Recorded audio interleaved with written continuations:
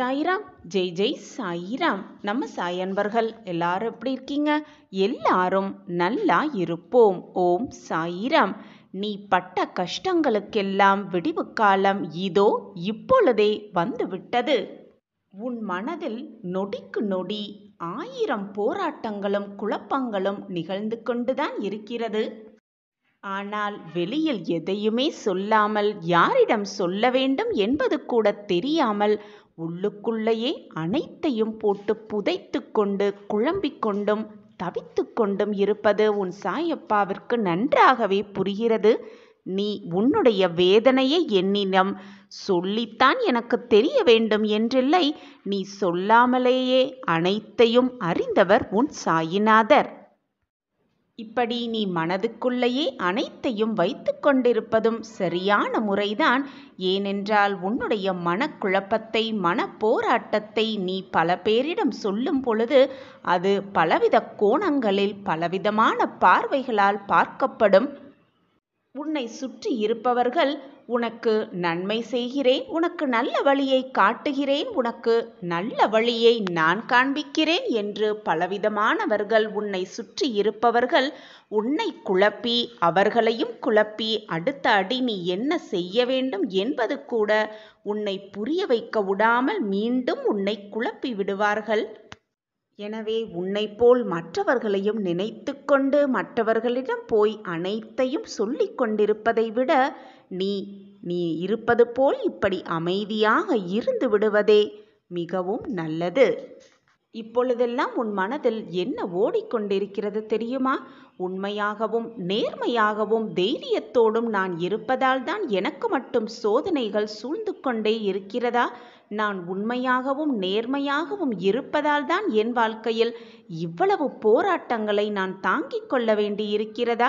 அப்படியென்றால் உண்மையாகவும் நேர்மையாகவும் இருப்பது பெரும் குற்றமா என்று உன் மனதிற்குள் ஓடிக்கொண்டிருக்கிறது பிள்ளையே. அதுவும் எனக்கு தெரியும். ஆனால் நான் முன்பு நீ செய்வது சரி என்று சொன்ன உன் சாயிதேவா இப்பொழுது நீ கூறுவது தவறு என்று கூறுவேன். ஏனென்றால் நேர்மையாகவும் உண்மையாகவும் வாழும் பொழுது சில சங்கடங்களையும் சில போராட்டங்களையும் சில எதிர்ப்புகளையும் தாண்டித்தான் வர வேண்டும். அதுதான் வாழ்க்கை குழந்தையே.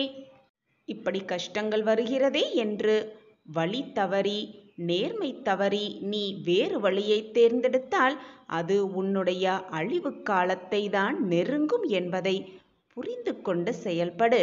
நாம் உண்மையாக இருக்கிறோமே அதனால்தான் சோதனை வருகிறது என்பதை நினைக்காமல், அப்படி நினைக்காமல் நாம் உண்மையால் இருப்பதால் பலவிதமான சோதனைகளிலிருந்து தப்பித்து இந்த சின்ன சோதனையில் மாட்டிக்கொண்டிருக்கிறோம் என்று நேர்மறையாக உன் எண்ணத்தை செலுத்து. இதைவிட பெரிய கஷ்டம் வருவதை தவிர்த்து விட்டிருக்கிறது உன்னுடைய நேர்மை என்ற நல்ல எண்ணங்களை உன் மனதில் வளர்த்துக்கொள். வாழ்க்கை என்றாலே போராட்டத்தை போராடிதான் ஆக வேண்டும், கஷ்டத்தை தாங்கிதான் ஆக வேண்டும். அனைத்தையும் தாண்டி வந்தால்தான் வாழ்க்கையை வெற்றியடைய முடியும், வெற்றியான பாதையில் பயணிக்கவும் முடியும். உன் மன சுமைகளையெல்லாம் இறக்கி வைக்கும் மகத்தான நாள் இன்று. இனிவரும் நாட்களில் இன்பங்களை உன் வாழ்வில் அதிகமாகவே சுமக்கப் போகிறாய். இது உன் சாயப்பா உனக்காகவே கொடுக்கும் தெய்வ வாக்குதான். இது நாள் வரை உன் மனதை போட்டு அழுத்தி கொண்டிருந்த ரணங்களெல்லாம் சுமைகளெல்லாம் சற்று இலகும் நாள் இது. இலகும் நேரமும் இதுதான். இனி வரும் நாட்கள் எல்லாம் உன் வாழ்க்கையிலும் உன் மனதிலும் நீ சுமக்கத்தான் போகிறாய். ஆனால் ரணங்களை அல்ல, வேதனைகள் அல்ல, இன்பங்கள் அதிகமாகவே சுமக்கத்தான் போகிறாய். இது நாள் வரை நீ பட்ட கஷ்டங்களுக்கெல்லாம் ஒரு விடிவு வரப்போகிறது. இழந்து விடுவோமோ என்று நீ நினைத்தது எல்லாமே உன்னிடம் வந்து சேரப்போகிறது. அது உன் வாழ்வில் நிச்சயமாக நடக்கும். அந்த அதிசயத்தை நான் நடத்தி வைப்பேன் உனக்காகவே. தேடி வந்த அதிர்ஷ்டத்தை தொலைத்துவிட்டு கவலைப்படாதே. வாய்ப்பு வரும்பொழுது அதை பக்குவமாக பயன்படுத்திக்கொள். உனக்கு தேவையான அனைத்தையும் நான் வாய்ப்பாக அனுப்பிக்கொண்டே இருப்பேன். நீ தனிமையில் வடித்த கண்ணீர் என் பாதங்களை நனைத்து விட்டது. உன்னுடைய சுமைகளையெல்லாம் நான் இறக்கி வைப்பேன். தேவையில்லாமல் உன் கண்ணீரை வீணடிக்காதே. உனக்கு அனைத்தையும் அள்ளி அள்ளி கொடுக்கும் வாய்ப்பை நான் ஏற்படுத்துவேன். உனக்கு நீ கேட்காமல் இருந்த அத்தனை வரங்களையும் உனக்கு கொடுக்கும் வேலையை நான் ஏற்றுக்கொள்வேன். உன் வாழ்க்கையில் உன்னை சுற்றி இருக்கும் அத்தனை கதவுகளும் மூடப்பட்டு விட்டதாக நீயே தவறாக எண்ணிக்கொண்டு வருத்தப்பட்டு கொண்டிருக்கிறாய். எப்பொழுதுமே ஒரு கதவு மூடப்பட்டால் அதைவிட சிறந்த கதவு திறக்கப்படும் என்றுதான் அர்த்தம். உனக்கான அந்த சிறந்த கதவும் திறக்கும். நான் திறந்து வைத்து கொண்டுதான் காத்து கொண்டிருக்கிறேன். எனவே உன் கண்களுக்கு தெரியும் மூடப்பட்ட கதவுகளை மட்டுமே பார்த்து கொண்டிருந்து திறந்து உனக்காகவே காத்து கொண்டிருக்கும் அப்பாவின் கதவை தவற விட்டு விடாதே. தேடி வரும் வாய்ப்பை, அதிர்ஷ்டமான வாய்ப்பை மிக சாதுரியமாக பயன்படுத்த கற்றுக்கொள். உன் வாழ்க்கையில் அதிசயத்தை நான் நிகழ்த்தி காட்டுகிறேன். வாழ்க்கை என்ற புத்தகத்தில் நமக்கான இடம் வரும் வரை, நமக்கான பக்கம் வரும் வரை காத்து கொண்டுதான் இருக்க வேண்டும்.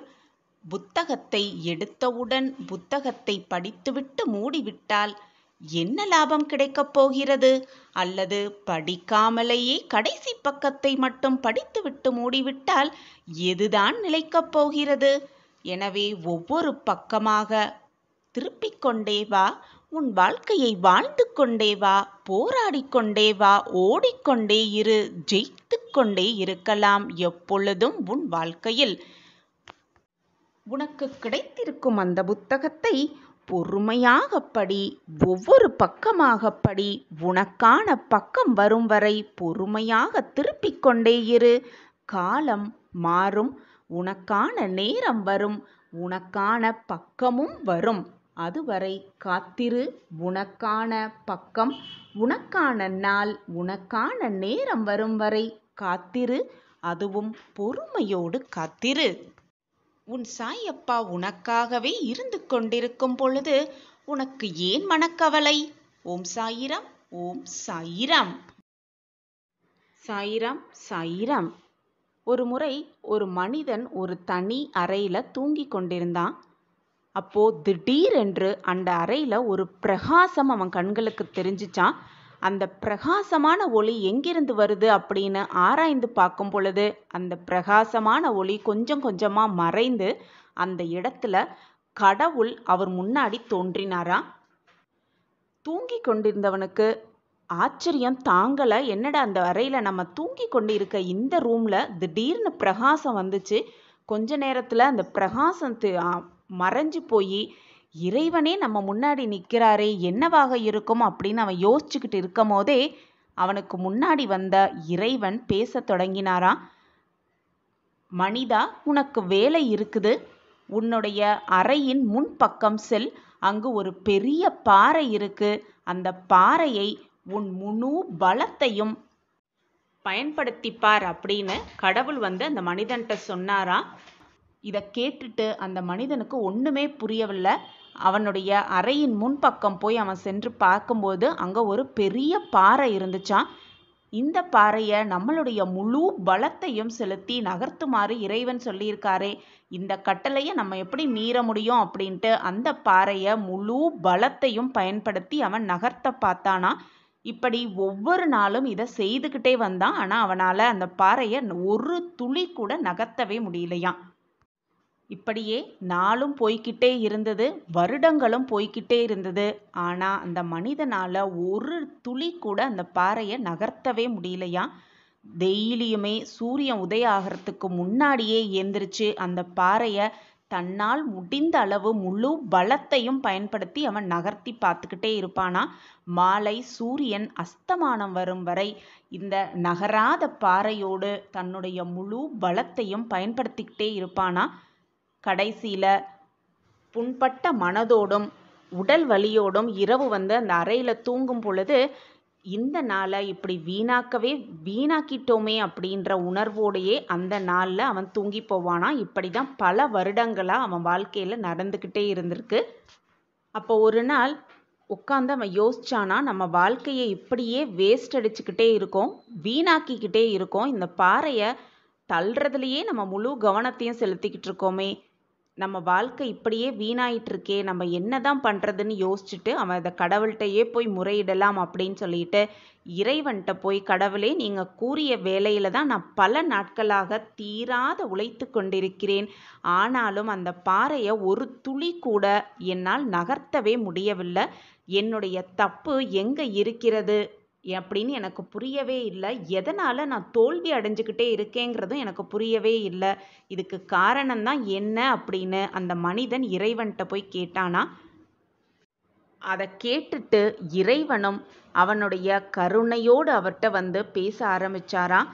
மனிதா, நான் ஒரு சேவை செய்ய வேண்டும் அப்படின்னு சொன்ன உடனே நீ அதை ஏற்றுக்கொண்டு அதை நீ செய்யவும் ஆரம்பித்தாய். ஆனால் நான் என்ன சொன்னேன்னா, உன்னுடைய முழு பலத்தை மட்டும் செலுத்து அப்படின்னு சொன்னேன். நான் பாறையை நகர்த்த வேண்டும் அப்படின்னு நான் சொல்லவே இல்லை. பலத்தை செலுத்துவது தான் உன் வேலை. உன் பலம் எல்லாமே தீர்ந்து போனது என நினைத்து இப்போது என்னிடம் வந்து புலம்பிக் கொண்டிருக்கிறாய். அப்படிதானே, உண்மைதானே அப்படின்னு அந்த மனிதனை பார்த்து கேட்டாராம் கடவுள். நான் கொடுத்த வேலையை நீயும் திறம்பட தான் செய்தாய். இப்பொழுது பார், உன்னுடைய கரங்கள், தசை எல்லாமே வலிமையடைந்து கால்களும் திடமாக இருக்கிறது. இந்த சோதனையை மேற்கொண்டு உன்னுடைய திறமைகள் பல மடங்கு அதிகரித்திருக்கிறது அப்படிங்கிறது உன்னால் உணர்ந்து கொள்ள முடிகிறதா? உன் பலத்தை பயன்படுத்துவது மட்டுமே உனக்கு நான் கொடுத்திருந்த வேலை. அந்த வேலையை நீ சரியாக செஞ்சிட்ட, நன்றாக செஞ்சிட்ட. இப்போது பார், அந்த பாறையை நான் நகர்த்தி காட்டுகிறேன் அப்படின்னு சொன்னாராம். நம்மளும் நம்ம வாழ்க்கையில் முயற்சி எப்போவுமே செய்துக்கிட்டே இருக்கணும். நம்மளுடைய முழு பலத்தை செலுத்தி அந்த முயற்சி செய்துக்கிட்டே இருக்கணும். அது தவறாக இருந்தாலும் முயற்சி செய்வதை மட்டும் விடவே கூடாது. ஏதாவது ஒரு வேலை கீழ் நோக்கி செல்ல செய்தாலும் முயற்சி செஞ்சுக்கிட்டே இருக்கணும். மற்றவர்கள் நினைக்கிற மாதிரி மற்றவங்க நடக்கலைனாலும் நம்ம முயற்சி செஞ்சுக்கிட்டே இருக்கணும். இப்படி எந்த ஒரு வேலையாக இருந்தாலும் அந்த வேலையை நாம் எடுத்துக்கொண்டாலும் அதற்கு தேவையான திட நம்பிக்கையை மட்டும் வச்சுக்கிட்டு அந்த வேலையில் முன்னேறிக்கிட்டே இருந்தோன்னா அதற்கான நம்பிக்கையும் பலமும் பொறுமையும் தானாகவே நமக்கு வரும். இப்படி நேர்மையான நற்பண்புகளோடு எந்த ஒரு கடினமான பணியையும் கடவுளோட ஆசிர்வாதத்தோட நாம் நிச்சயமாக செய்து அதில் வெற்றியை பெறலாம். என் மீது நம்பிக்கையாக இருக்கும் என் பிள்ளையை நான் எப்பொழுதும் கைவிட்டு விடவே மாட்டேன். ஒரு மலரை எடுத்துக்கொண்டு அந்த மலரிடம் உன் வருத்தம் அனைத்தையும் சொல்லி என்னுடைய பாதத்தில் சரணடைந்து விடு. அந்த மலர் வாடுவதற்குள் உன் பிரச்சனைகளுக்கான தீர்வை ஏதாவது ஒரு ரூபத்தில் உன் அப்பாவாகிய நானே உனக்கு வழங்குவேன். என் கையில் இருக்கும் மலரை தொட்டுவிட்டு இப்பொழுது இதை நீ கேட்டுக்கொண்டிருக்கும் இந்த தருணம் உனக்கானது. அனைத்துமே ஒவ்வொன்றாக மிக மிக சரியாக நடைபெறும். அத்தனை வாய்ப்பும் உனக்கு கிடைக்கும்படி நான் செய்து கொண்டே இருப்பேன். ஆம் குழந்தையே, உனக்கான நற்செய்தியை, உனக்கான மகிழ்ச்சியை, உனக்கான ஆனந்தத்தை, உனக்கான சந்தோஷத்தை நான் உனக்கு வழங்கிக் கொண்டே இருப்பேன். உன் சாயப்பா உன்னோடு இருக்கும் வரை எதற்குமே நீ பயப்பட வேண்டிய, கவலைப்பட வேண்டிய அவசியமே இல்லை. யாராக இருந்தாலும் மற்றவர்களின் குறை மிக மிக பளிச்சென்று அவர்கள் கண்களுக்கு தெரிகிறது. ஆனால் அவர்களின் குறை என்பது சில பேருக்கு தெளிவாக தெரிவதே இல்லை, மங்களாக கூட தெரிவதே இல்லை. இதுதான் அவரவரிடம் இருக்கும் சிறு சிறு குறையாகவே இருக்கிறது. மற்றவர்கள் நன்றாக இருக்க வேண்டும் என்று நினைப்பது தவறே இல்லை என் பிள்ளையே. அதே போல் மற்றவர்கள் நன்றாக இருக்க வேண்டும் என்று உன்னுடைய வாழ்வையே வீணடிப்பதுதான் தவறு என்று நான் மீண்டும் மீண்டும் உனக்கு எச்சரித்து கொண்டே இருக்கிறேன். மற்றவர்களுக்காக நீ கவலைப்படுவது தவறு அல்ல. உன் வாழ்வையே இழந்துவிட்டு மற்றவர்களுக்காக நன்மை செய்வதுதான் தவறு என்பதை புரிந்து கொள். மற்றவர்களோடு நீயும் நன்றாக இருக்க வேண்டும் என்று நீ முடிவு செய்துவிட்டு உன்னுடைய திறமை என்ன என்பதை ஆராய்ந்து முழு திறனோடு அந்த திறமையை உன்னுடைய இலக்கை அடைவதற்கான அத்தனை வழிகளையும் செய்து கொண்டே இரு. நீயும் நன்றாக இருப்பாய், உன்னை சுற்றி இருப்பவர்களையும் நன்றாக வாழ வைக்க முடியும் உன்னால். நீ என்னுடைய பொக்கிஷம், நான் தேடி கண்டுபிடித்த பொக்கிஷம். உன்னுடைய நல்ல எண்ணமும் மனமும் எனக்கு நன்றாகவே தெரியும். நீ நன்றாக வாழ்ந்து மற்றவர்களை வாழ வைக்க வேண்டும் என்பதுதான் உன் அப்பாவின் ஆசை, விருப்பமும் கூட. உனக்கு என்ன செய்ய வேண்டுமோ அதை தீர்க்கமாக செய்.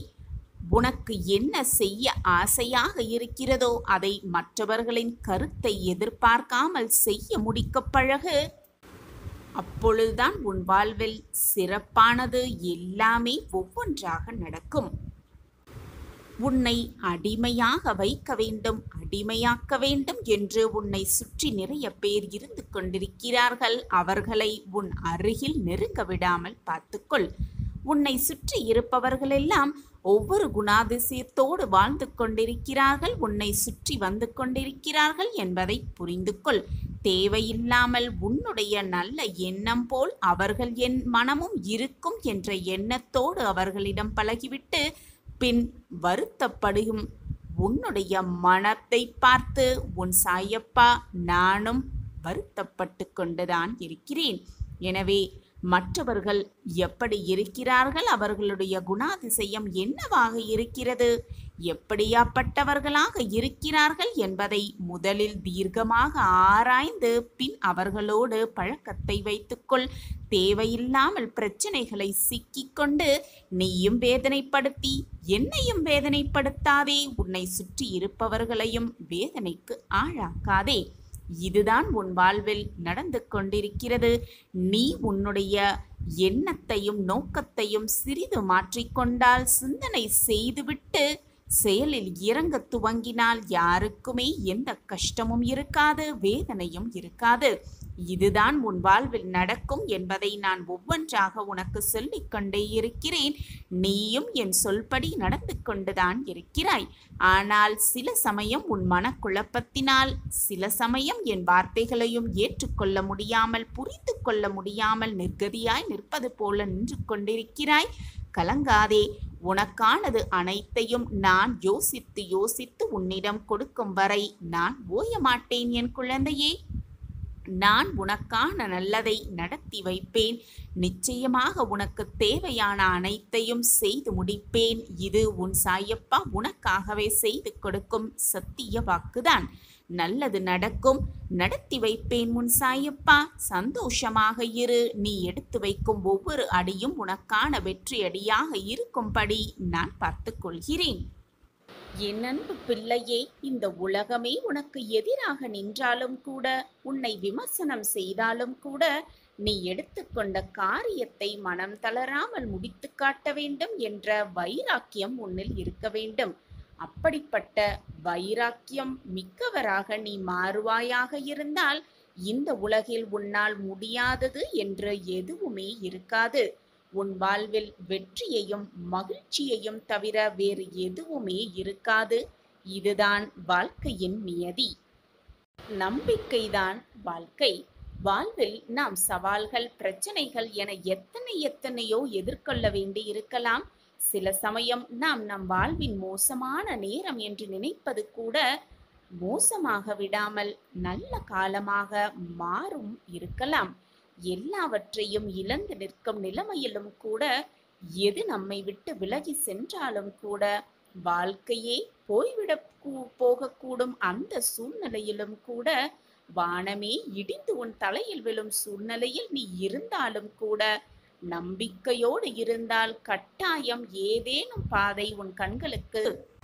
புண்ணியத்தை தேடி கோவில் கோவிலாக, ஆலயம் ஆலயமாக செல்வதை விட மற்றவர்கள் மனதை காயப்படுத்தாமல் வாழ்வதே மிகப்பெரிய புண்ணிய செயலாகவே இருக்கும். அந்த புண்ணியத்தை அதிகமாக சேர்த்துக்கொள். அந்த புண்ணியமே உன் வாழ்வில் உன்னை மிகப்பெரிய பிரம்மாண்ட வெற்றியை கொண்டு வந்து சேர்க்கும். இன்று நீ ஒருவருக்கு செய்வது வேறு வழியாக மற்றவர்கள் ரூபமாக அது உன்னிடம் வந்து சேரும். வாழ்க்கை என்பது ஒரு வட்டம். வந்து கொண்டேதான் இருக்கும், போய்கொண்டேவும் இருக்கும். வந்து வந்து போவதுதான் வாழ்வு. அது இன்பமானாலும் சரி, துன்பமானாலும் சரி, வந்து வந்து போய்கொண்டுதான் இருக்கும்.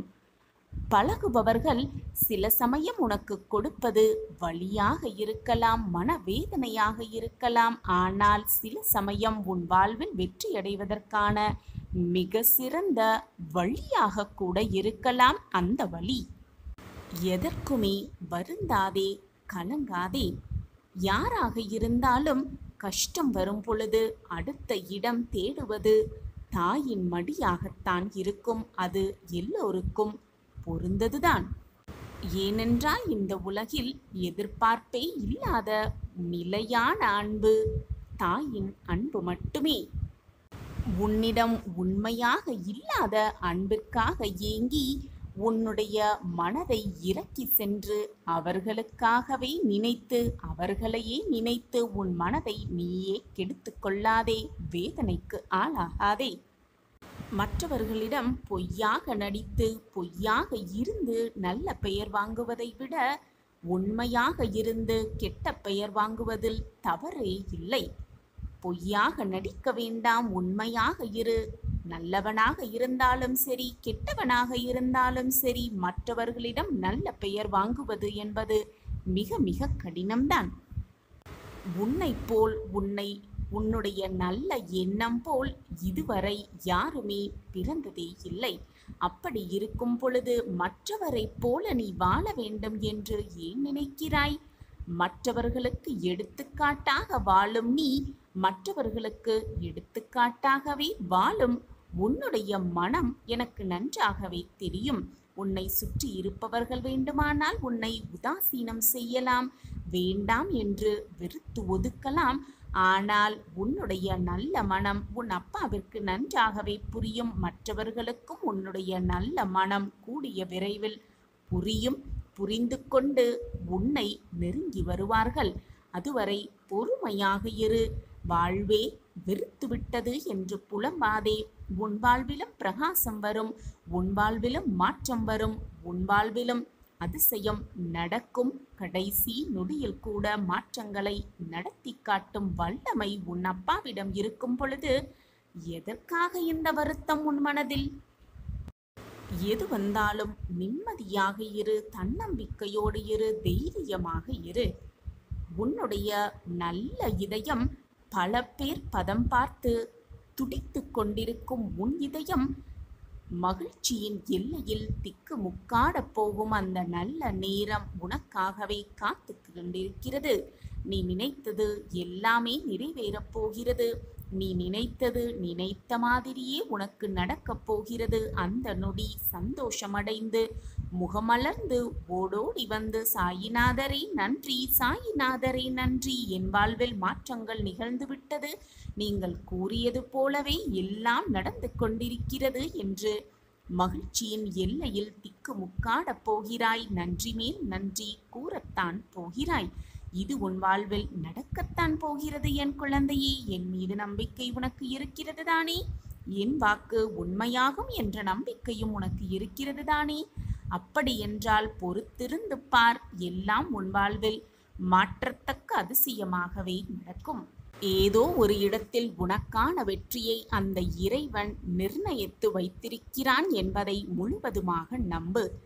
உனக்கானதை நிச்சயமாக உன்னிடம் வந்து சேர்க்கும் வரை காலம் ஓயாது, நானும் ஓய மாட்டேன் என்பதுதான் நிதர்சனமான உண்மை. எனவே எதற்குமே கலங்காதே.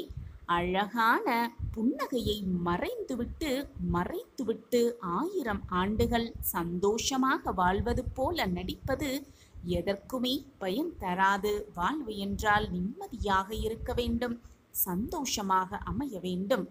நடித்துக்கொண்டே வாழவும் முடியாது, வாழ்ந்து கொண்டே நடிக்கவும் முடியாது. உண்மையாக வாழ வேண்டும். அதுதான் வாழ்விற்கு மகிழ்ச்சியையும் சந்தோஷத்தையும் அள்ளி அள்ளி கொடுக்கும். மகிழ்ச்சியை வேறு எங்கும் போய் தேடாதே, அது உன்னில்தான் இருக்கிறது.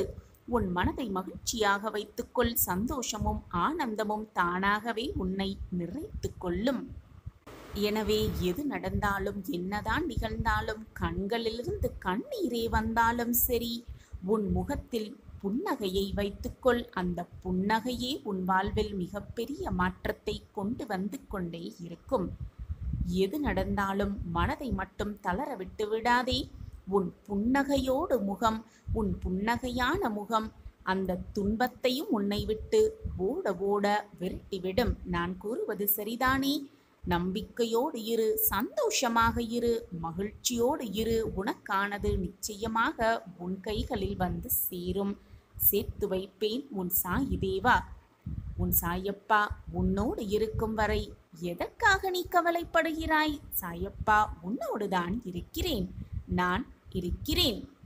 விரைந்து வா, உனக்காகவே நான் இங்கு காத்து கொண்டிருக்கிறேன். உன்னுடைய பிரார்த்தனைகள், வேண்டுதல்கள் எதுவுமே நிறைவேறவே இல்லை என்றுதானே நீயும் காத்து கொண்டே இருக்கிறாய்? நீ என்னிடம் பிரார்த்தனை செய்ய வேண்டும், வேண்டுதல் வைக்க வேண்டும் என்ற அவசியம் கூட இல்லை. உன் மனதில் நீ நினைத்தாலே போதும், உன் வேண்டுதல்கள் அனைத்தையும் நான் நிறைவேற்றி தருவேன். இன்று இரவுக்குள் ஏதாவது ஒரு ரூபத்தில் வந்து உனக்கு நிச்சயமாக நான் வழிகாட்டுவேன். நீ என்னிடம் கேட்டதை தரவே நான் காத்து கொண்டே இருக்கிறேன். இந்த உலக வாழ்க்கையில் இதுதான் நடக்கும், இது நடக்கவே நடக்காது என்று எவராலுமே நிர்ணயம் செய்து கூறவே முடியாது. விதி என்னும் மாய விளையாட்டில் நீ என்ன, நான் என்ன, அனைவருமே ஒன்றுதான் விதியின் முன்னால். மேடு பள்ளமும் குண்டும் குழியும், இன்பமும் துன்பமும், உன் வாழ்க்கை பயணமும் எல்லாமே ஒன்றுதான் என் பிள்ளையே. எது வந்தாலும் அனைத்தையும் கடந்துதான் செல்ல வேண்டும். பயப்படுவதால் அங்கேயே நின்றுவிடவும் முடியாது, நகர்ந்து கொண்டேதான் இருக்க வேண்டும். அதுதான் வாழ்க்கை பிள்ளையே. அது மட்டுமல்லாமல் நாம் செல்லும் பாதை எத்தகையது என்பதை யாராலுமே தீர்மானம் செய்யவே முடியாது. ஆனாலும் உன் பாதை எப்படிப்பட்டது, நீ எப்படி வாழ வேண்டும், அந்த பாதையில் எப்படி உன்னுடைய அடி எடுக்க வேண்டும் என்று உன் மனதிற்குள்ளேயே இருந்து அனைத்தையும் உனக்கு அறிவுறுத்தி கொண்டே இருப்பவன் உன் சாயல்லவா? எப்பொழுதுமே சரியான திசையில், சரியான பாதையில் இப்படி சென்றால் உன் வாழ்க்கையில் நீ வெற்றியை அடைய முடியும் என்று உன்னை வழிநடத்தி கொண்டிருப்பதும் உன் சாயி தேவாதானே. எப்பொழுதுமே உன் மனதிற்குள் ஒரு ஒளி உனக்கு கேட்டுக்கொண்டுதான் இருக்கும். அந்த ஒரு சத்தத்தை கேட்டுக்கொண்டு சரியான பாதையில், சரியான திசையில் சென்று கொண்டே இரு.